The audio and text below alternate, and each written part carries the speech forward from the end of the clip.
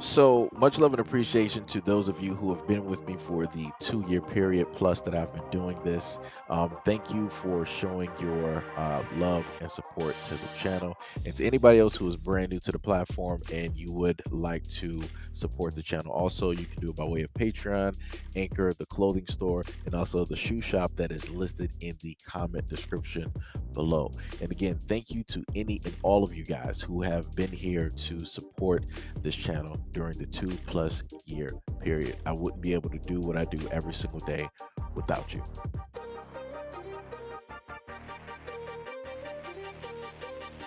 Approximately 10 young white men wore matching white shirts with matching logos and black skull baklava facing coverings. And the men also held up signs reading, "Stop White Replacement" and "It's okay to be white." Juneteenth is celebrated annually on June 19th, commemorating an important moment in African American history when the Union soldiers marched into Galveston, Texas in 1865 to control the state and inform the remaining slaves that they were free. There were more than 250,000 enslaved people in Texas at the time. Meanwhile, the city of Franklin stated that in a statement on Saturday that another group also crashed the Juneteenth celebration.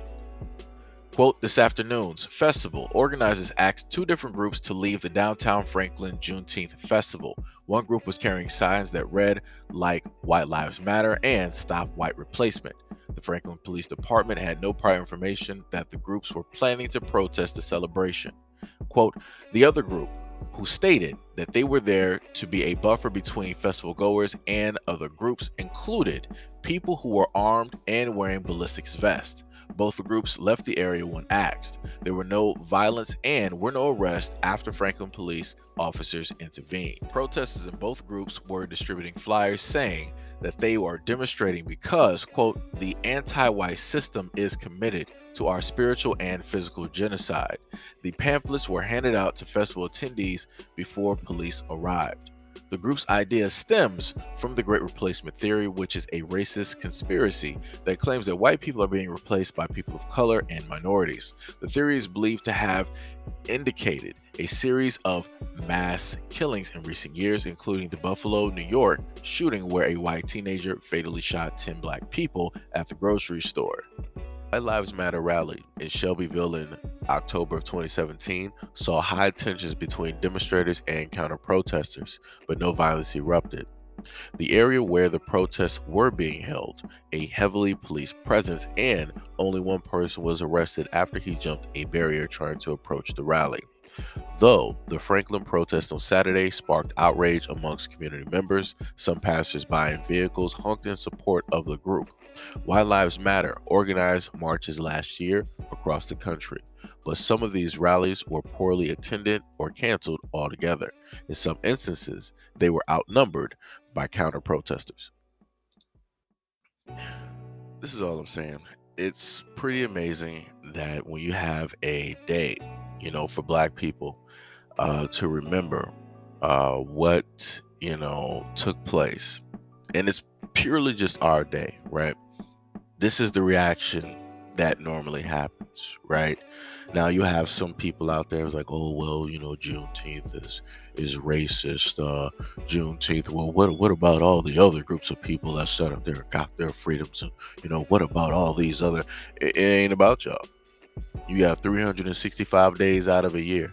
You mean to tell me that you're mad about Juneteenth? What about all the other days that you have out of a year that you can literally decide that, oh, you want to protest because you don't want to be replaced and all these other viewpoints and stuff? Nope, because what, nobody pay attention to it. So you have to protest on something and during something where people are going to be, where you'll potentially get a reaction, where people are going to show up, and where people may happen to react right a certain type of way towards what it is that you're doing and saying. This is why, as you heard in the article, they've stated that some of the times when they protest, they're outnumbered, or they will cancel the protest altogether because, like I said, the protest doesn't even make sense. Because if you actually cared about yourselves and this supposed replacement, then I'm pretty sure that you would be protesting 365 days a year. If this was something that's 100% taking place and it is of the utmost importance, then you would be doing this every single day. You wouldn't just pick, oh, yeah, let's do it on the black holidays.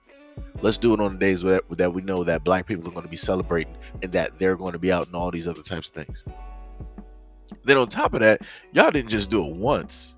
Y'all wanted to do it twice. So you had the white lives out there, and then you had the other group out there. Pay attention. The secondary group was the one that actually had, right? They had chest armor on, they had all types of armaments, and they had weapons.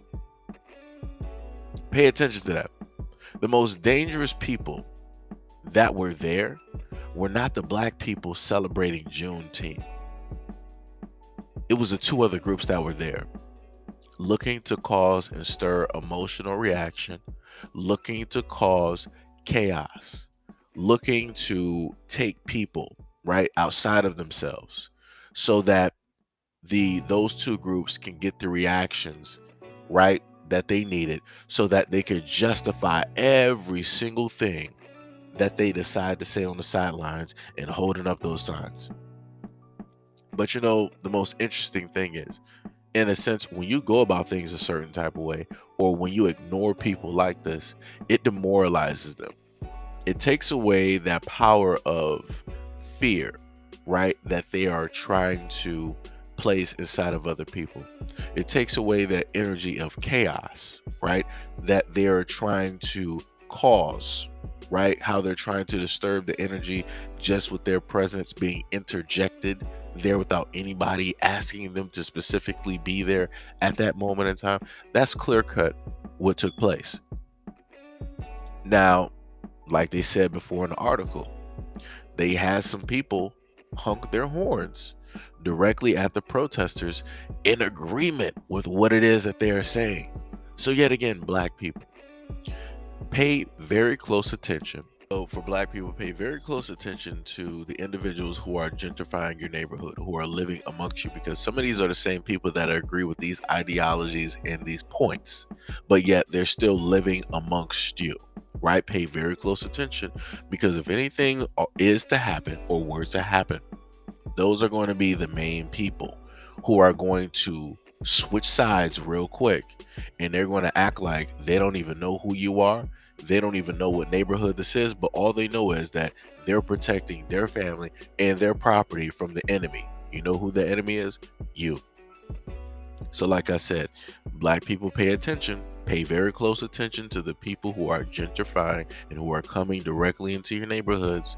Take counts of all of those individuals who are coming into your neighborhoods, because you don't know who specifically is moving in there and what potentially they may do in the long run when certain things take place.